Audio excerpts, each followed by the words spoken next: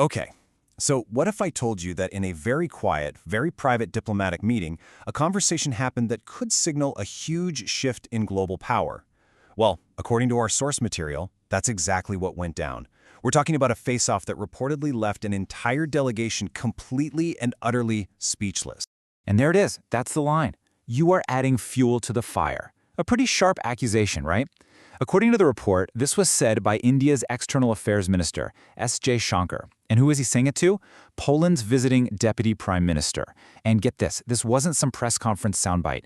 This was behind closed doors, a direct shot, right in a meeting in New Delhi. I mean, just try to picture the scene for a second. You've got this room full of top-level diplomats, probably sipping coffee, and then, bam, the conversation just screeches to a halt. The source describes this moment of just stunned silence. Everybody just looking at each other, totally blindsided by this raw, unfiltered confrontation. So, that leads to the big question, right? Why? What on earth would make India's top diplomat go after a European leader so directly? Well, to get that, we've got to rewind a little bit. The source is pretty clear this wasn't just some random outburst. No, this was a direct, calculated response to something that happened a few weeks before, and it has roots in decades of really complex history. So how did we get here? Well, the key, and this is the really clever part, is in that exact phrase, adding fuel to the fire. Turns out, this is a classic case of what you might call diplomatic judo. And it all boils down to who said it first. The source basically lays this out like a two-act play. Act 1, back in January, a Polish representative reportedly calls out India for buying Russian oil. Then, just a few weeks later comes Act 2, in Delhi. And that's when India delivered its comeback. And boy, was it a direct one. And here is where it gets absolutely brilliant. See, Jaishankar didn't just fire back with a different argument. He mirrored the accusation. He literally took their exact words and threw them right back in their face. But he changed the subject entirely. He flipped the conversation from India's oil purchases to Poland's alleged long-standing support for Pakistan. Talk about a masterstroke. But this wasn't just about a clever retort to win a debate. Oh no. The source reveals that this accusation was grounded in a really long, really thorny history of Poland allegedly supporting India's #1 rival, Pakistan. And when you look at what the source claims, it's pretty explosive.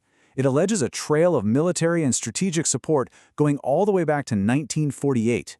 We're talking about training Pakistani fighter pilots, supposedly transferring missile tech, and even helping out with their nuclear ambitions. And the alleged goal of all this? To give Pakistan an edge in any potential fight with India. Okay, so you have to be asking, why? Why would Poland do any of this? Well, the source connects these dots to a very modern geopolitical strategy, one that's all tangled up with the war in Europe and Poland's relationships with the world's superpowers. The source basically lays out this three-part playbook. 1. Have a super strong anti-Russia stance. 2. Have a major economic interest in building weapons for the war. And 3. Keep a very close alliance with the United States. And when you mix all that together, the source argues, it makes Poland look suspiciously at any of Russia's big partners, like India.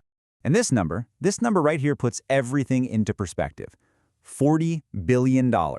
That's the size of a potential trade deal between India and the European Union. And with Poland being a key member of the EU, this was India's way of reminding them that, geopolitical games can have some very, very serious economic consequences. Which brings us right to the heart of this whole thing. This wasn't just a diplomatic spat.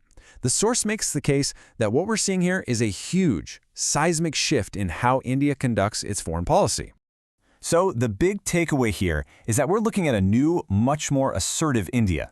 An India that is no longer willing to just sit back and quietly take criticism, especially not from countries it believes are working against its own security interests.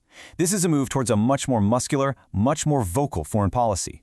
And this quote, wow, this really captures the essence of that warning Jaishankar reportedly gave. It's a direct line in the sand. It connects Poland's alleged behavior directly to that huge EU trade deal. The message couldn't be clearer. Behave properly. So this whole incident leaves us with a pretty provocative question, doesn't it? In this increasingly fractured world we're living in, is that old-school, polite, behind-the-scenes diplomacy just over? Are we entering a new era of just direct, no-holds-barred confrontations on the world stage? What do you think?